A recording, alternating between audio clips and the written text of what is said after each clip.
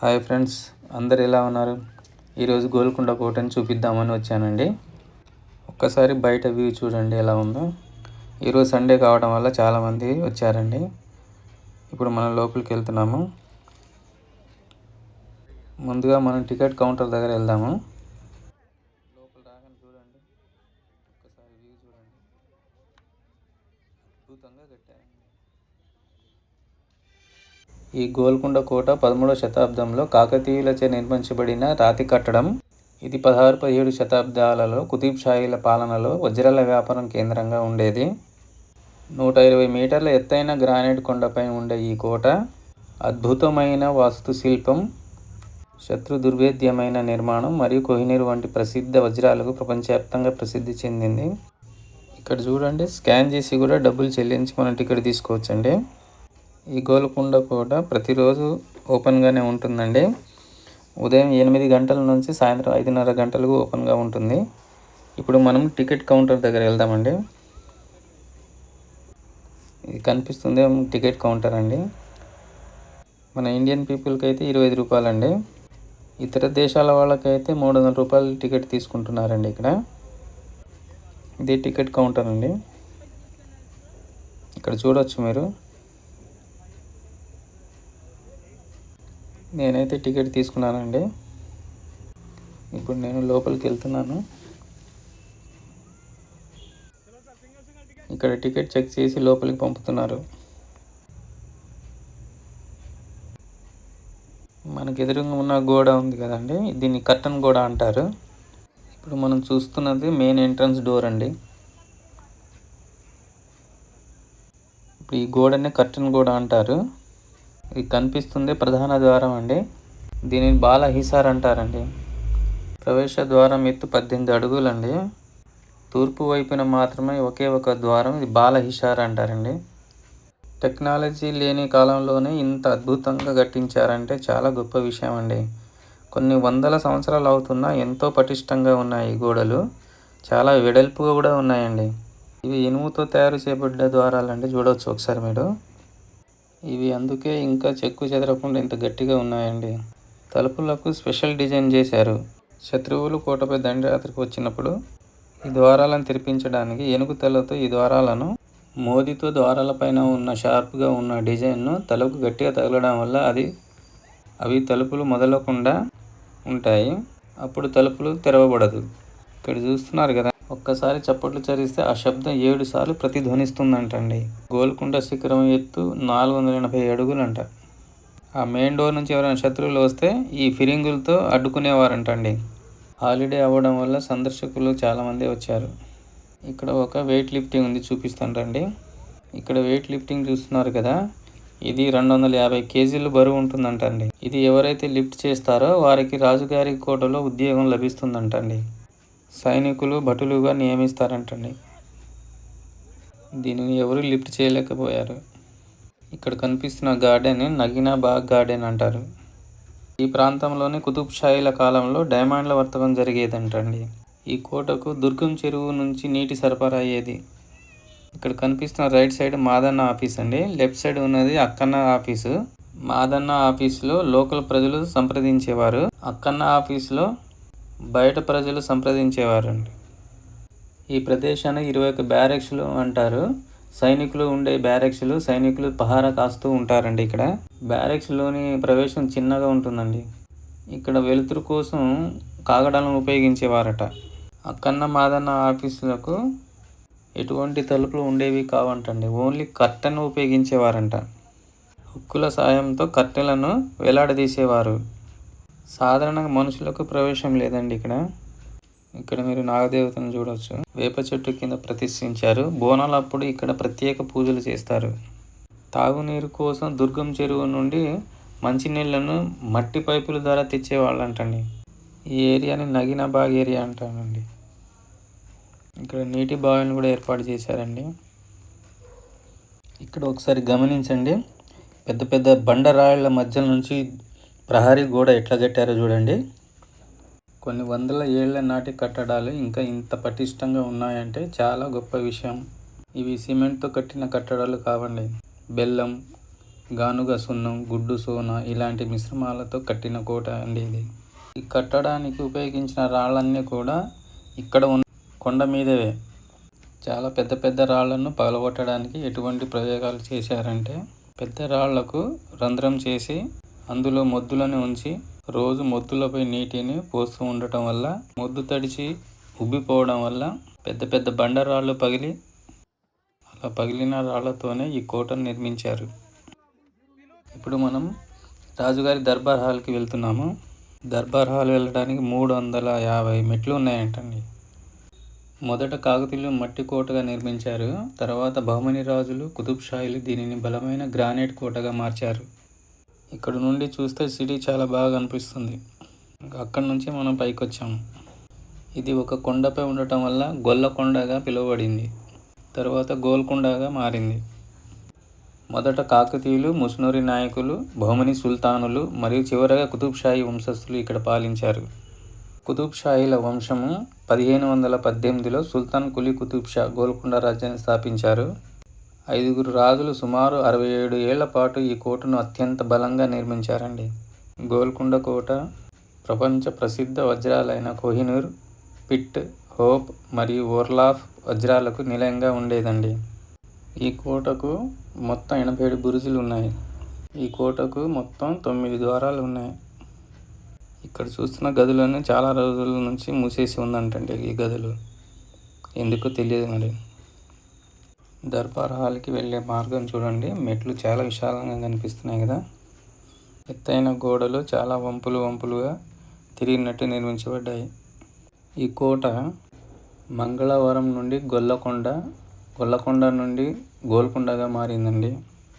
ఈ గోల్కొండ ప్రాంతాన్ని 1083 నుంచి 1323 వరకు కాకతీయులు పరిపాలించారు. 1336లో ముస్నూరి నాయకులు మహమ్మద్ బిన్ తుగ్లక్ సైన్యాన్ని ఓడించి గోల్కొండను స్వాధీనం చేసుకున్నారండి. 1364లో గోల్కొండను పరిపాలించిన ముసునూరి కాపయ్య భూపతి బహమనీ సుల్తాను మహమ్మద్ షాకు అప్పగించాడు. ఆ తరువాత ముస్లిం రాజులు కుతుబ్ షాహీల రాజధానిగా మారింది. గోల్కొండ కోట 4 వేరువేరు కోటల సముదాయం. గోల్కొండ నగరం కోట మొత్తం ఒక 120 మీటర్ల ఎత్తైన నల్లరాతి కొండ మీద కట్టారు. ఇక్కడ డ్రింకింగ్ వాటర్ కూడా ఏర్పాటు చేశారండి. ఇక్కడ ఒక మసీద్ కనిపిస్తుంది కదండి. ఈ మసీద్ని చూసే చార్మినార్ కట్టారంటండి. ఒకసారి మీకు దగ్గర వెళ్ళి చూపిస్తాను రండి. కోటలో ఉన్న మహాంకాళి అమ్మవారి టెంపుల్ చూపిస్తాను రండి. అక్కన్న మాదన్న అబ్దుల్ హసన్ తానీషా కాలంలో కట్టినది దుర్గాదేవి మందిరం అండి. ఇక్కడ ప్రతి ఆషాఢ మాసంలో బోనాల జాతరలు జరుగుతాయి. ఇక్కడ పోతురాజుని ఒకవైపు, మరోవైపు బోనం ఎత్తిన మహిళా బొమ్మలను చిత్రించారండి. ఇక్కడ ఒకసారి గమనించండి. ఏనుగు ఆకారంలో ఉన్న ఒక పెద్ద బండరాయిని మీరు గమనించవచ్చు. ఇక్కడ శ్రీ మహాంకాళి అమ్మవారిని దర్శనం చేసుకోండి ఒకసారి. లోపల ఒక బండరాయి పైన శ్రీ మహాంకాళి అమ్మవారిని చిత్రించారు, చూడొచ్చు మీరు ఇక్కడ.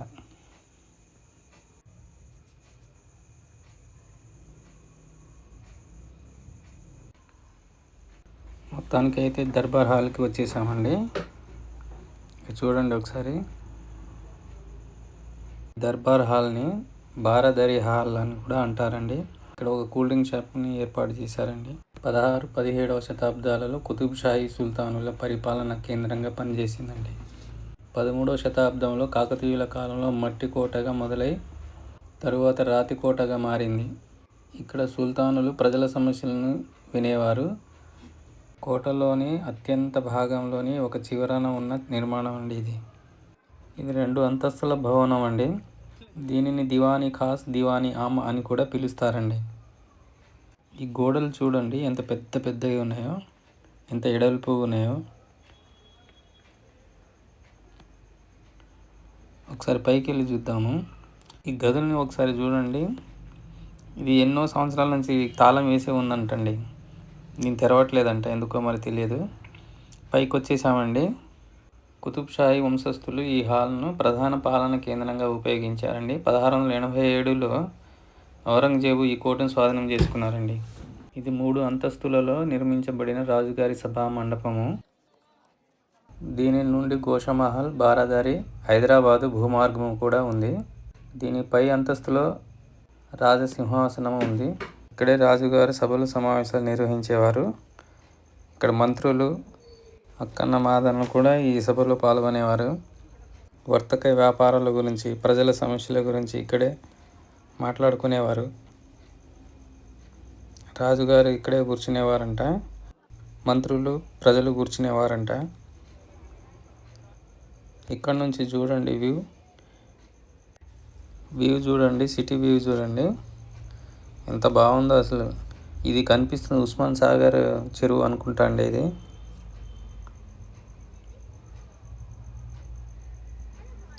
చూడండి ఎంత అందంగా కనిపిస్తుందో.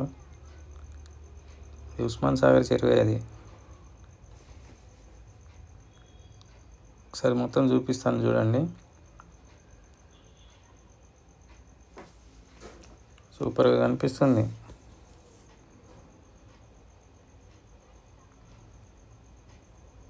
ఇక్కడ నుంచి చూడండి. దర్బార్ హాల్ నుంచి కింద వ్యూ అండి ఇది. ఇది తూర్పు వైపు వ్యూ అండి. చూడండి సిటీ చూడండి ఎంత బాగా అనిపిస్తుందో.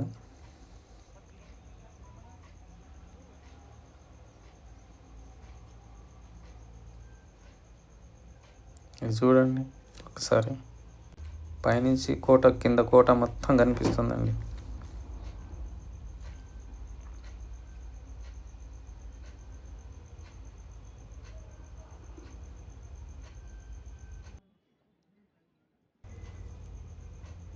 సిటీ భలే కనిపిస్తుందండి.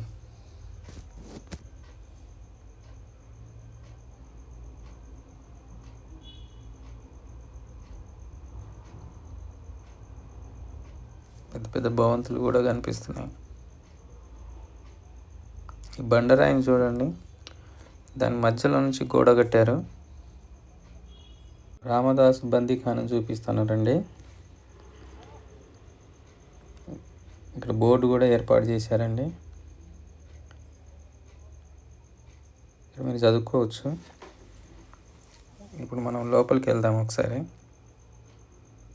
భక్త రామదాసు అసలు పేరు కంచెర్ల గోపన్న అండి.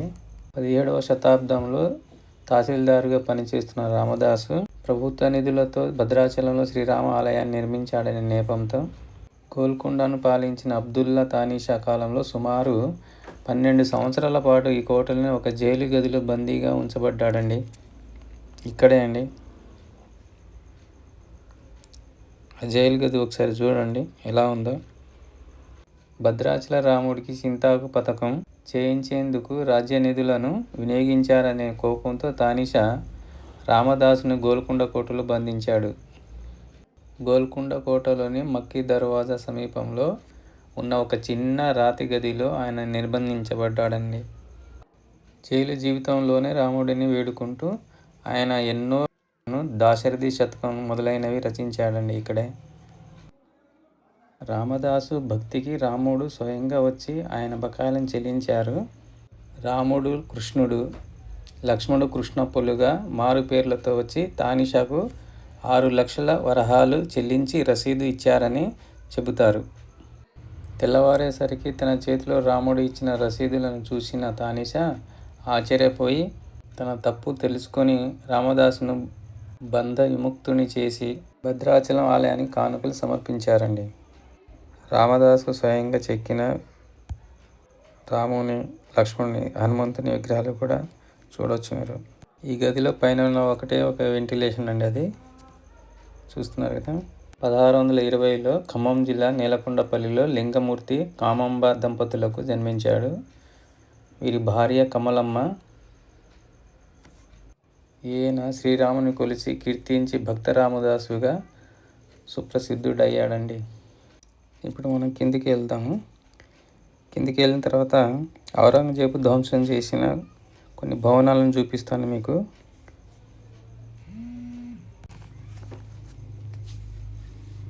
ఇక్కడ ఒకసారి చూడండి.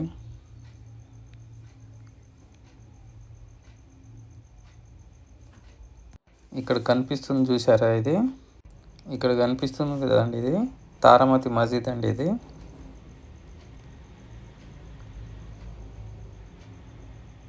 ఇంకా అక్కడ కనిపిస్తుంది రాణి మహల్ అండి.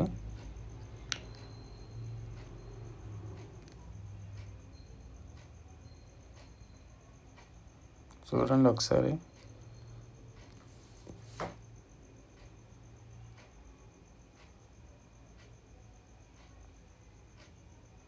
కలిసి వ్యూ బాగా అనిపిస్తున్నది.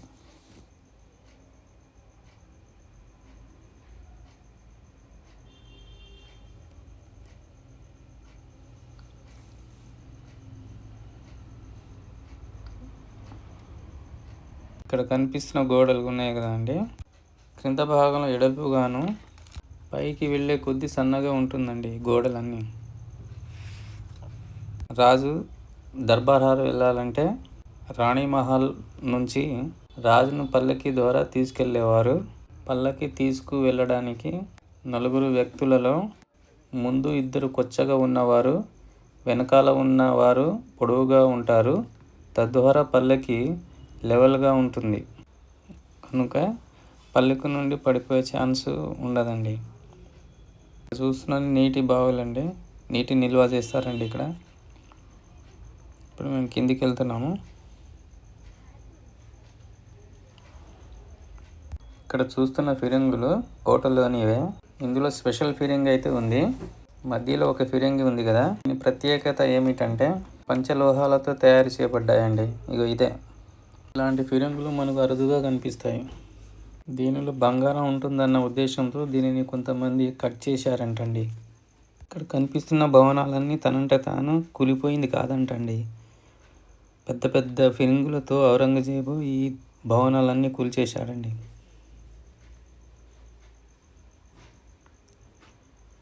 ఈ కింద ఉన్న భవనాలన్నీ కూల్చేశాడు. పైన ఉన్న దర్బార్ని ఎందుకు కూల్చలేకపోయాడంటే పైన ఒక మసీద్ ఉందని చెప్పాను కదండి. ఆ మసీద్ ఉండటం వలన పైన వాటికి ముట్టుకోలేదండి. కింద ఉన్న రాణి మహల్తో సహా ఈ అన్ని భవనాలను కూల్చేశారండి. ఇక్కడ మీరు చూస్తున్నది నీటి నిల్వ చేసుకుంటారండి దీంట్లో.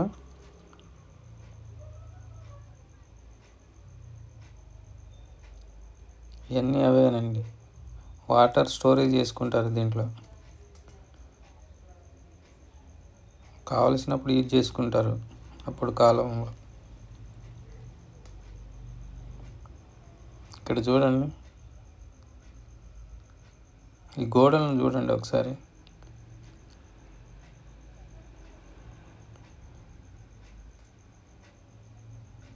ఇవన్నీ ఔరంగజేబు కూల్చేసినవే.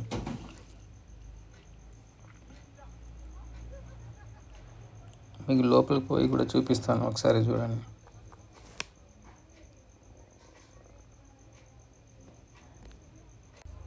ఈ కోట నిర్మించడానికి 62 సంవత్సరాలు పట్టిందంటండి. కానీ ఔరంగజేబు ధ్వంసం చేయడానికి 8 నెలల 9 రోజుల కాలం పట్టిందంటండి. లోపలికి వెళ్ళి చూపిస్తాను రండి. లోపల వెళ్ళటానికి భయంగా ఉందండి. కింద ఏమైనా పాములు గిట్ట ఏమైనా ఉంటాయేమో అని భయం వేస్తుంది. అయినా పర్వాలేదు, మీకోసం లోపలికి వెళ్ళి చూపిస్తాను రండి.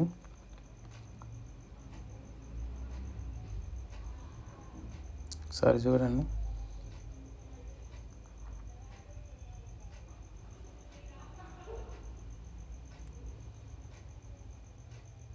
ఇంకా లోపల పోతే కష్టంగానే ఉంటుందని మళ్ళీ వెనక్కి తిరిగానండి.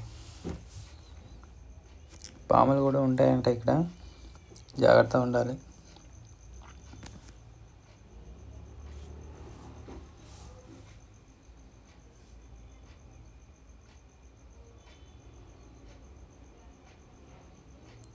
పెద్ద పెద్ద ఫిరంగులతో కూల్చాడంటండి ఈ భవనాలన్నీ. చూడండి,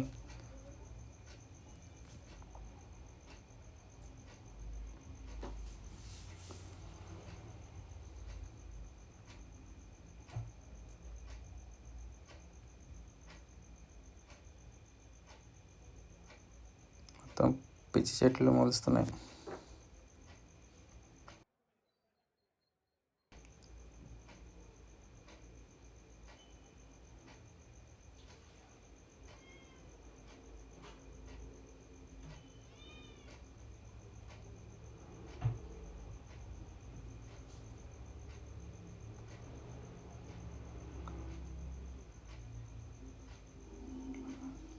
ఒకసారి చూడండి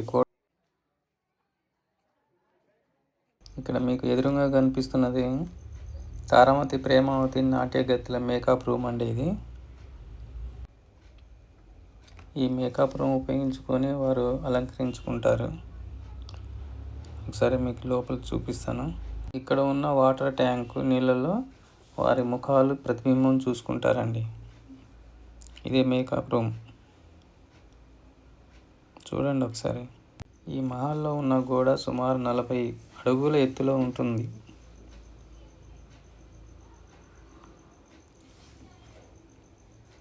మేకప్ రూమ్ అండి ఇది.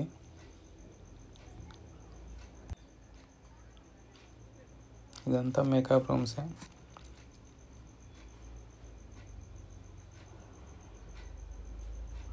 ఈ గోడలను చూడండి ఒకసారి.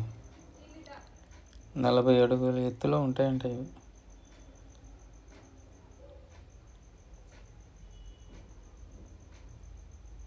చూడ్డానికి అయితే భలే కనిపిస్తుందండి.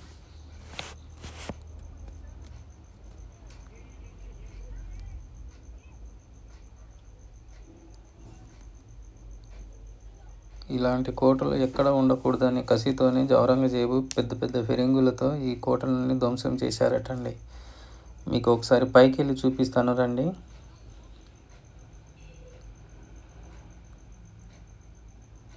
ఈ కోట మొత్తం 2-3 అంతస్తుల భవనంతో నిర్మించబడిందండి. పై అంతస్తులు మొత్తం ధ్వంసం చేసేసారండి. పైనుంచి వ్యూ చూడండి ఒకసారి.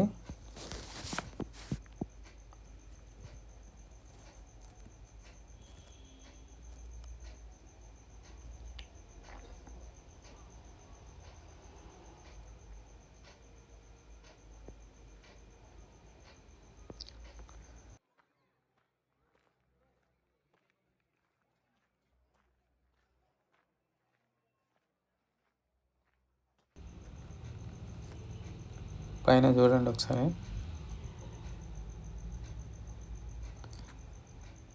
ఎటు వెళ్ళినా కూడా ఒకే విధంగా ఉందండి రూట్ అయితే.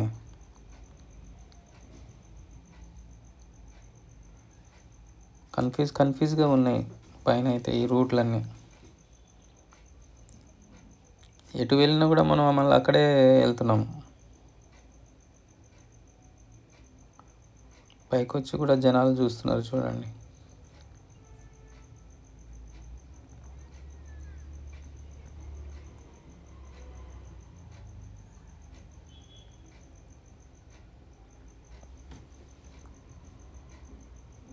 ఇది ఏంటో మరి, ఇది కూర్చునే దిబ్బలాగా ఏర్పాటు చేశారు.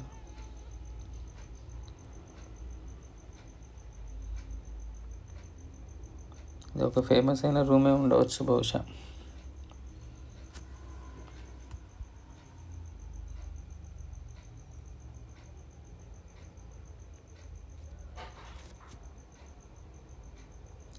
పార్ట్ 2 వీడియోలో మీకు రాణి మహల్, తారామతి 150 గదుల్లో ఉంచబడిన విధాల సామాగ్రి ఇవన్నీ పార్ట్ 2లో మీకు చూపిస్తానండి. ఇప్పుడు కరెక్ట్గా మనం రాణి మహల్ పైన ఉన్నామండి.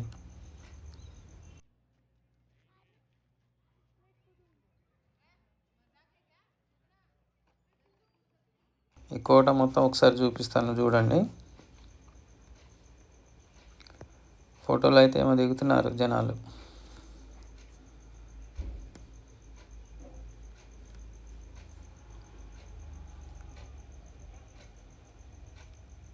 ఇక్కడ చూడండి ఒకసారి.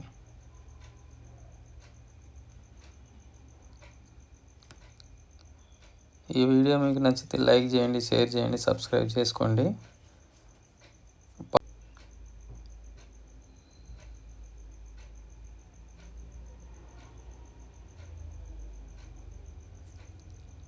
ఈ వీడియో ఇక్కడితో ఎండ్ చేస్తున్నానండి. బాయ్ అండి. Bye bye.